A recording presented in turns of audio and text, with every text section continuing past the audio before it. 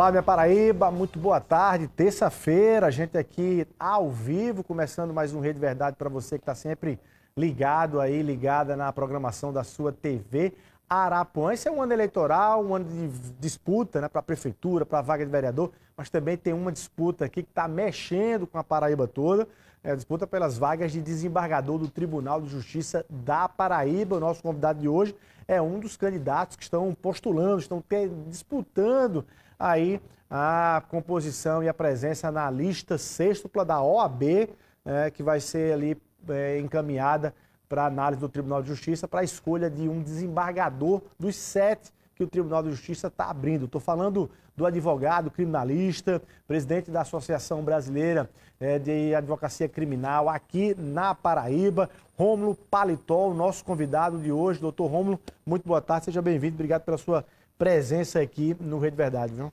Prazer é todo meu. Queria saudar todos os seus telespectadores, dizer que é uma grande satisfação estar aqui no programa Rede Verdade para debater assuntos que são muito importantes para a advocacia paraibana e, de uma forma geral, para toda a sociedade, Luiz Torres. Doutor Rômulo, depois desse tempo todo na atuação da advocacia criminal, inclusive, também na docência, né, como professor também do direito, por que você considerou que era um momento importante de colocar essa trajetória toda do seu nome nessa disputa para a vaga de desembargador do Tribunal de Justiça?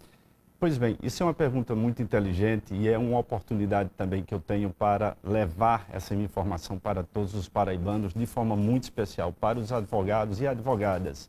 Eu estou colocando o meu nome à disposição dos meus colegas aguerridos da advocacia, justamente por já ter trilhado até aqui 29 anos de advocacia. São 29 anos de luta, começando de uma forma muito simples, né, montando junto com outros colegas um escritório de advocacia e, ao longo desse tempo, uma luta constante. Soma-se a tudo isso a minha luta também como presidente de uma associação, de uma classe de advogados e mais complementando a minha própria carreira docente, né? Também são 24 anos de sala de aula num debate constante e enriquecedor com os nossos alunos.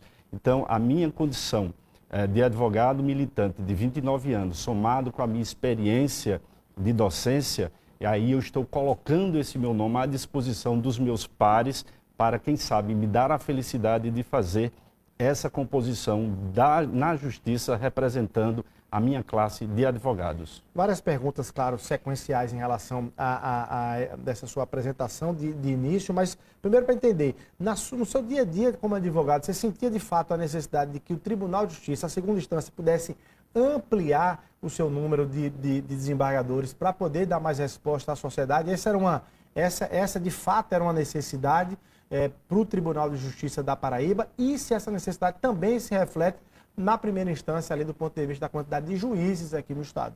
Sim, é sempre necessário um aumento, né, e assim, dessa composição na própria estrutura do Tribunal de Justiça já era sentida, percebida pelos nossos colegas, pelo Poder de Justiça como um todo, né? Porque as demandas judiciais têm crescido de forma significativa, né?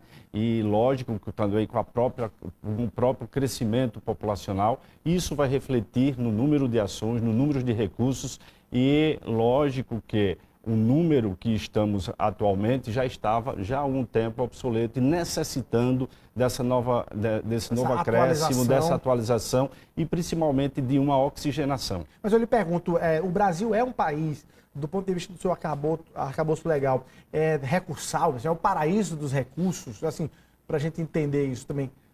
Primeiro, é interessante a gente observar que o acesso à justiça ela é extremamente necessário, né? Nós temos que ter sempre o acesso à justiça assegurado ao cidadão, principalmente aqueles que têm uma menor condição financeira, uma menor condição de levar adiante o seu pleito. Então, no que você puder facilitar o acesso do cidadão, deve ser feito, seja com acréscimo aí no próprio número de vagas, como estamos vendo, estamos acompanhando aqui na Paraíba, também em Pernambuco, estamos em um processo de quinto constitucional também, e isso vai refletir na própria sociedade.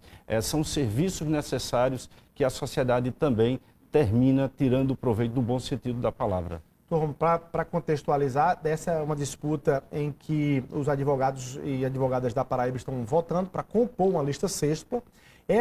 Por decisão da OAB da Paraíba, essa lista tem que ser obrigatoriamente 3 homens e 3 mulheres, 3 advogados e 3 advogadas, uma decisão da OAB. O senhor concordou com essa construção? Houve ali uma ou outra crítica, dizendo, olha, mas ali de certa forma está restringindo. A liberdade era no voto, se pudesse fazer essa composição de 6 homens ou não.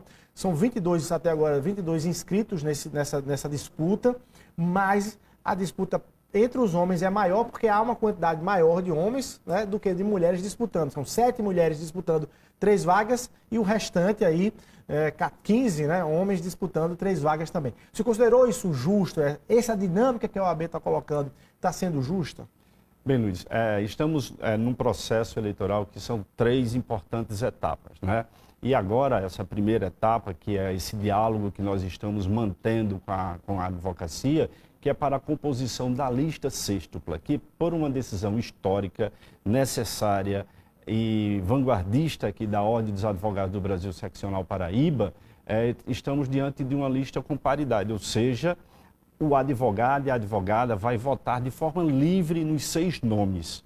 Então, ele pode votar livremente nos 6 nomes, se quiser, independentemente de 6 gênero. Homens, Exatamente. Agora, sendo que os 3 advogados mais bem posicionados estarão nessa lista, juntamente com as 3 advogadas mais bem posicionadas. Então, aí estaremos diante de uma paridade de gênero, que são os 3 advogados mais bem votados, e assim com as advogadas, e esta lista será remetida para o Tribunal de Justiça para ter aí a composição da lista tríplice e finalmente ser enviado para o governo do Estado. Desde o início, Luiz, que nós nos posicionamos a favor da questão da paridade, justamente por uma necessidade, e é até já um próprio comportamento da Ordem dos Advogados do Brasil, na própria composição da sua diretoria, 50% tem que ser reservado para homens e 50% reservado para mulheres. Então, estamos diante de um momento histórico e assim nós nos posicionamos de forma favorável, porque eu tenho sempre dito aquilo que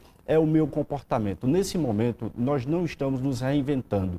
É uma prestação de contas de quem você verdadeiramente é. Eu sou Rômulo Paletó, 29 anos de advocacia e não posso me pautar de forma distinta. Desde que eu me entendo de gente que eu entendo que homem e mulher têm que andar lado a lado. Agora, doutor Rômulo, eu fico imaginando assim, para conversar com a entidade, para conversar com os colegas e colegas advogados e advogadas, o que é que um candidato a desembargador promete, garante e assegura do ponto de vista de fazer com que a classe entenda, a categoria entenda a importância, naturalmente, de se ter o quinto constitucional, de ser um representante da OAB, oriundo da OAB, mas, sobretudo, dizer assim, qual é o convencimento, o que é que os advogados esperam, na verdade, então, do homem ou da mulher que vai compor o judiciário?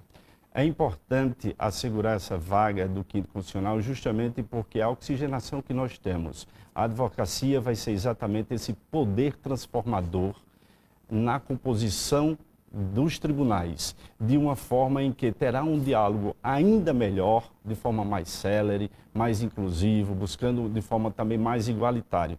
Então, essa nossa ideia da composição do Tribunal de Justiça é exatamente levando essa proposta, que é a proposta da própria composição de um quinto constitucional. É ter a presença da pauta da advocacia, de uma representatividade, um olhar diferenciado. E é isso que nós estamos colocando sempre nos nossos diálogos com os colegas, onde temos percorrido, não só aqui em João Pessoa, mas em todo o interior da Paraíba, recebido de forma muito calorosa com os nossos colegas de Cajazeiras, Patos, Campina Grande, enfim, mais um diálogo sobre a necessidade dessa composição, porque é um momento em que teremos uma vaga de desembargador em que dialogue de forma mais próxima da própria cidadania, da própria sociedade. Eu ia perguntar exatamente assim, o que faz o perfil de um bom desembargador, ou de um bom julgador, ou de um bom membro do Poder Judiciário, nesse sentido, que você defende, porque aí assim, já lhe provoca. Assim, quais são os desafios do advogado hoje nessa operação do direito, né, na justiça, no Brasil como um todo, aqui na Paraíba?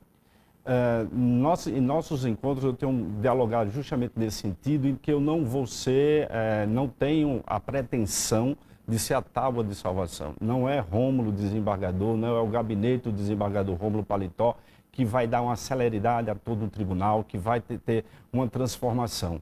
Mas vamos contribuir ainda mais com a celeridade, buscar contribuir ainda mais com pautas de inclusão, com pautas de igualdade. E aquilo que eu disse há pouco tempo, será um gabinete voltado para a cidadania.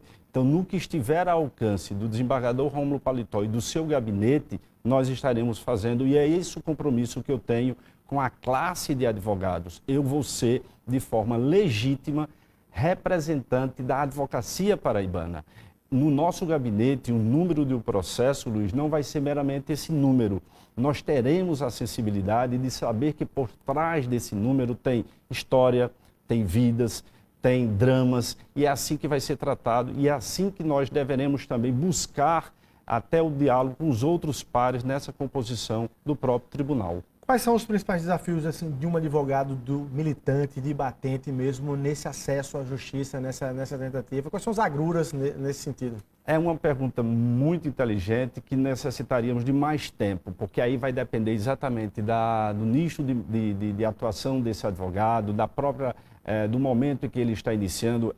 O desafio de um jovem advogado, em linhas gerais, exatamente, não é o mesmo desafio de um advogado com mais tempo de estrada, né? Então temos que saber exatamente. Mas eu acho que é o acolhimento, a própria jovem advocacia, darmos a esse jovem advogado melhores condições, qualificações para esses jovens advogados e também para esses advogados que têm já um tempo de atuação, porque temos aí desafios da própria tecnologia.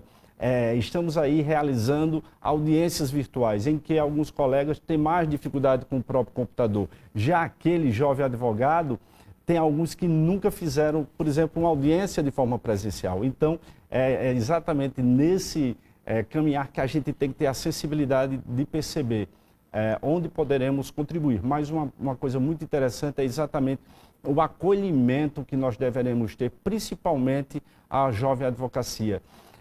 Como desembargador, ter ali a sensibilidade no momento que um advogado, por exemplo, Luiz, estará fazendo sua primeira sustentação oral. Você deve ter uma atenção de acolhimento, porque se não tiver essa compreensão e essa sensibilidade por parte vai intimidar e pode frustrar. Poderia até frustrar um brilhante advogado, mas vai ficar receoso em voltar, em tornar aquela Câmara, aquele pleno, para fazer e apresentar de forma mais segura os interesses do seu cliente. Ora, seja jovem advogado, seja um advogado mais experiente, do ponto de vista da defesa das prerrogativas, do exercício advocatício, há também uma necessidade do próprio Poder Judiciário poder entender, e aí um membro oriundo da OAB pode contribuir com esse atendimento das prerrogativas do advogado? Se faz extremamente necessário. Também está pautado, a minha atuação vai ser exatamente no primeiro momento que estiver efetivado na condição de desembargador, pela vontade da advocacia paraibana, vontade de Deus, lógico, nós estaremos sempre sensíveis à pauta, especialmente da advocacia. E eu estarei perante a presidência, a diretoria do tribunal, me comportando da seguinte maneira: qualquer reunião, qualquer pauta de interesse da advocacia, eu mesmo não sendo o presidente do Tribunal de Justiça, mas eu vou querer estar tomando assento naquela reunião para ser mais um pela advocacia, pelos meus colegas, porque esse é o espírito da vaga do 5º Constitucional. Então vamos estar mais sensíveis e vou convidar os meus outros colegas que também compõem oriundos da advocacia para estarem ainda mais atentos à pauta da advocacia. Estou dizendo ainda mais, porque já há uma atuação nesse sentido. Como é que o senhor está vendo a própria dinâmica dessa disputa dentro da classe da OAB para essa indicação da lista, essa composição da lista 6 para desembargador, do ponto de vista das regras que estão sendo adotadas pela OAB, há cumprimento? O senhor está vendo algum excesso, algum abuso por parte de alguns dos concorrentes? Bem, inclusive com possibilidade de uso daquilo que é indevido? Bem, estamos diante de uma eleição de uma categoria que é extremadamente consciente, né, politizada, então vai saber exatamente reprimir qualquer excesso de qualquer um de nós candidatos. Estamos diante de uma lista composta por grandes nomes, com nomes que têm uma história também na advocacia, cada um atuando na sua área, enfim. Então, a advocacia, seja daqui de João Pessoa, de qualquer cidade, não vai permitir excessos no caminhar, no decorrer dessa eleição. Nem esfacelar as relações? Bem, da minha parte, pelo contrário, estaremos sempre para agregar e para caminhar juntos, né? Eu digo sempre que eu não tenho adversários, eu tenho companheiros de caminhada, né? E acho que essa é a melhor forma da gente olhar, seguir adiante, porque quem vai ganhar é exatamente o processo democrático, quem está ganhando com essa, vamos dizer, essa disputa é a própria advocacia, porque estamos aí com 22 nomes, excelentes nomes para os nossos colegas optarem por 6. E espero e peço a cada um dos advogados, das advogadas, que nessa lista de 6 escolha, deixe reservada a vaguinha do coração para mim. Eu quero uma vaga, né? Então é nesse caminhar que eu estou, justamente, e vou me comportar aquilo que eu disse e venho dizendo sempre, buscando mais celeridade, igualdade e inclusão no tribunal. Ô, doutor Rômulo, dentro dessa disputa para a vaga de desembargador, a OAB está passando também, vai passar por uma outra disputa que é pela presidência da OAB. Nesse sentido, você acha que primeiro isso compromete uma eleição para desembargador, interfere, influencia e compromete a eleição para presidente? Está vendo, vou usar a expressão que a gente usa muito na cobertura, está vendo casadinha dessa história de o voto para desembargador e o voto para presidente da OAB? O Brasil gosta de eleição e só nesse semestre vamos ter 3 campanhas eleitorais, a de prefeito e vereadores, né? Vamos ter a do 5º Constitucional, que é essa que estamos caminhando, e também a da Ordem dos Advogados do Brasil. Então temos aí, quem gosta de eleição, um bom período para se divertir, mas espero de todo o coração que esse processo transcorra de uma forma mais tranquila, em que cada candidato, cada candidata leve o seu discurso, a sua pauta, e se vai haver um entrelaçamento entre, por exemplo, a candidatura do 5º Constitucional e a Ordem dos Advogados do Brasil, creio que não. Lógico que podemos ter já algumas preferências, lógico que faz parte, inclusive, da própria democracia, só que os colegas advogados vão saber exatamente diferenciar até mesmo essa escolha. O período, a caminhada do 5º Constitucional deve ser preservada em relação à própria caminhada da composição da Ordem dos Advogados do Brasil. Mas o senhor atesta a isenção da OAB nesse processo de escolha para desembargador? Se eu não atestasse, se eu não confiasse, eu não estaria submetendo meu nome, né? Eu não estaria submetendo meu nome ao perceber que já haveria, que já teríamos aí uma predileção de forma assintosa, de forma que violasse o próprio Estado Democrático de Direito. Então, se eu estivesse consciente, se eu estivesse sabendo e colocando o meu nome, eu estaria sendo conivente, eu estaria sendo coautor, né, desse tipo de jogo antidemocrático. Então, por acreditar, eu estou me submetendo e confio que esse processo será de forma transparente, de forma democrática e, ao final, vai ter a indicação do desembargador exatamente também para aquele nome que contemple uma experiência profissional de vida, uma experiência também pessoal, de lisura, de ética, de comportamento e que traga um serviço para toda a sociedade. Advogado e professor Rômulo Paletó. Vamos rapidinho para o intervalo comercial. No próximo bloco, professor, não vou perder aqui a oportunidade da gente debater rapidamente alguns temas que são afeitos aí ao direito penal, inclusive ao exercício do advogado criminalista aqui no Brasil. Rapidinho, um minutinho, a gente volta aqui no Rede Verdade.